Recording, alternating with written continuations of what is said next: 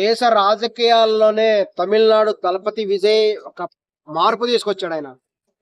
ఎందుకంటే కేవలం 2 సంవత్సరాల వ్యవధిలోనే దళపతి విజయ్ కూడా తమిళనాడులో రాజకీయ పార్టీ పెట్టి ఎవ్వరి సపోర్ట్ కూడా తీసుకోకుండా ఒక సింహం లాగా నిలబడి ఒక కాంగ్రెస్ పార్టీతో కానీ బీజేపీ పార్టీతో కానీ ఎవరితో కూడా కలవకుండా ప్రజలకి మేలు చేసేటువంటి విధానాలు, ప్రజలకి సూపర్ పథకాలు కూడా అమలు చేసి వాటి ద్వారా మాత్రమే తాను గెలవగలని నిరూపించాడు, గెలిచాడు కూడా. అదే దృఢమైనటువంటి సంకల్పం అంటే గెలవచ్చు అనేటువంటిది కూడా ఇప్పుడు అందరూ తెలుసుకుంటున్నారు. ఎందుకంటే విజయ్ ఏ ఒక్క రూపాయి కూడా ఖర్చు పెట్టలేదు, ఎవరికి డబ్బులు పంచలేదు, ఎవరికి కూడా సారా ప్యాకెట్లు పంచలేదు, ఒక కులం పేరు ఎత్తలేదు, ఒక మతం పేరు ఎత్తలేదు, ఏవి ఎత్తకుండా కేవలం దళపతి విజయ్ ఎలక్షన్ లో పోటీ చేసి ప్రజల అభివృద్ధి తన ఆకాంక్ష అని చెప్పి గెలిచాడు. విజయ్ గారిని ఆదర్శంగా తీసుకొని అనేక రాజకీయ పార్టీలు వాళ్ళు కూడా చేస్తున్నారు. కొత్తగా వచ్చి వాళ్ళు కూడా విజయ్ని ఆదర్శంగా తీసుకుంటారు. మరి తెలంగాణలో ఇప్పుడు కల్వకుంట్ల కవిత కూడా విజయ్ని ఆదర్శంగా తీసుకుంటుంది. విజయ్ గారు ఏ విధంగా కూడా అద్భుతమైన పథకాలు ప్రవేశపెట్టారు, అలాగే కల్వకుంట్ల కవిత కూడా బ్రహ్మాండమైన పథకాలు కూడా ప్రవేశపెట్టి తెలంగాణ కాబోయే సీఎం కల్వకుంట్ల కవిత అని కూడా పబ్లిక్ భావిస్తున్నారు.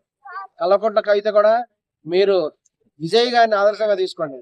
టీవీకే పార్టీ లాగా మీ యొక్క టిఆర్ఎస్ పార్టీ కూడా ఉండి మీరు సిన్సియర్ గా దృఢంగా ఒక లేడీ సింగం లాగా ఉండి ఎలక్షన్ లో పోటీ చేసి చీఫ్ మినిస్టర్ అవ్వాలి కవిత. ఇది కూడా పబ్లిక్ బాక్స్. ఓకే అండి. కవిత గారు ఏందంటే కోపంతో పార్టీ పెట్టారు అని చెప్పేసి చాలా మంది అంటుండ్రు.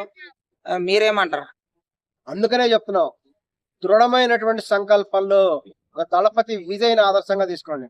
ఒక దళపతి విజయ్ అనేటువంటి ఆయన పార్టీ పెట్టే ముందు చాలా మంది ఆయనకి రకరకాల కామెంట్ చేసిన వాళ్ళు ఉన్నారు.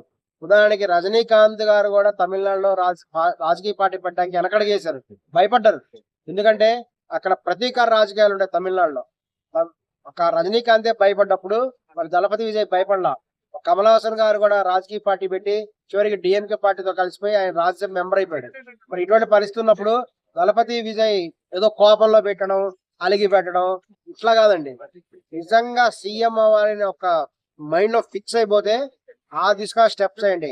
ఒక సింహం లాగా చూసి టార్గెట్ కొట్టాలా, అదే విధంగా ఉండాలి. కవిత గారు కూడా మీకు సీఎం అవ్వాలని ఉంటే దళపతి విజయ్ గారిని ఆదర్శంగా తీసుకొని ఎవరిని పట్టించుకోవద్దు.